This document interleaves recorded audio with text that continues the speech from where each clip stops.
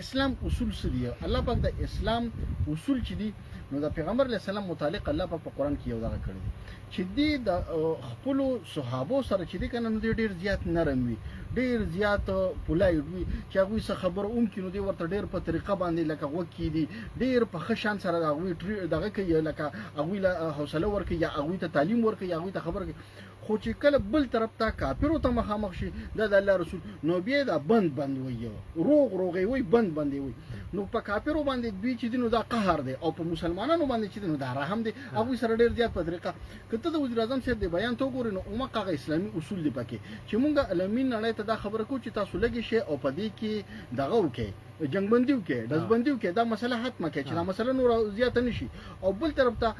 د ایران عوامو باندې خپه وو، د هغې دغه مذمت هم کو،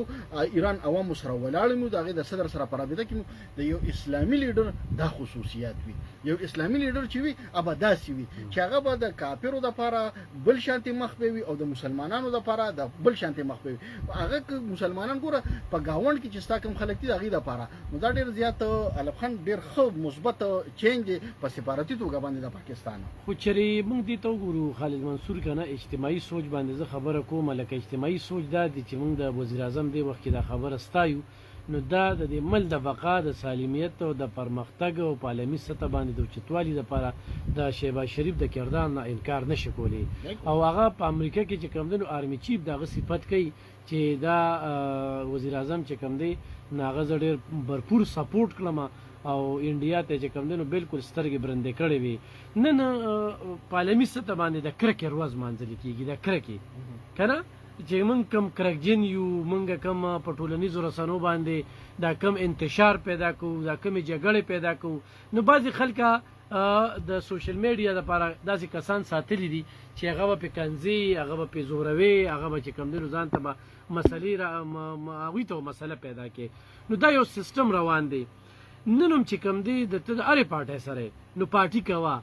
سیاست کوه، اوټ اچوه، خو دا بعضې مخصوص جماعت چې کوم دی که نه هغه د خپل دا دلته چې کوم ایم پی ایګان وي، ایم این ایګان وي، خو هغوی هم ورته یو خبر وکړي هغوی هم نه مني، هغوی پسې هم خبره کوي. خو چې لیډر یې خو غلط کار کوي. مسلمانه پرون مې دغه تا به کتلي زموږ د کوم وزیر اعلی صاحب چې دی نو هغه یو ویل چې لکه مسلمانانو لږ خبره ته غوږ ږدئ، لږ سوچ کوئ، تاسو ته چې څوک څه خبرو کړي بس په هغې پسې لګیا شئ او مخه ډنګوئ نو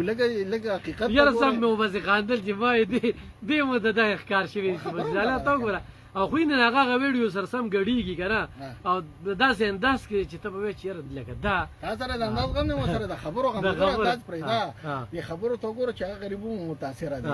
هغه هم ورته وایي چې ګوره تاسو لږ شانتې خبرې ته سوچ کوئ، لږ شانتې. او دا وایي چې زموږ په پارټۍ کې انتشاریان دي، دا وایي چې زموږ په پارټۍ کې دروغجن دي، د دغې دروغجنو په دې دغه کې مه راځئ، هغه د دې صوبې دشمنان دي. نو چې وزیر اعلی یو دا خبره کوي که نه او ډېره ټیک ټاک خبره یې کړې ده، ما چې کله د هغه خبره اورېدې نو تا نوټ کړې ده، ما نه هېره وه خو ما بېګا داسې 11 بجې وې چې دا ما کتله او ما خاندلم، ما یې چې دلته څه ګوره دې ټایم کې دا دې چې څه وایي خو چې کومې خبرې مونږ کوو که نه نو ټولې خبرې هغه ټیک ثابتېږي چې دې وخت کې په دې ملک کې دوی سره روان کړي دي، بیا په خاصه توګه په دې صوبه کې دوی سره روان کړي دي. دوی نه د قوم فکر دی ورسره، نه ترقۍ فکر دی ورسره، او بس په دغه خپل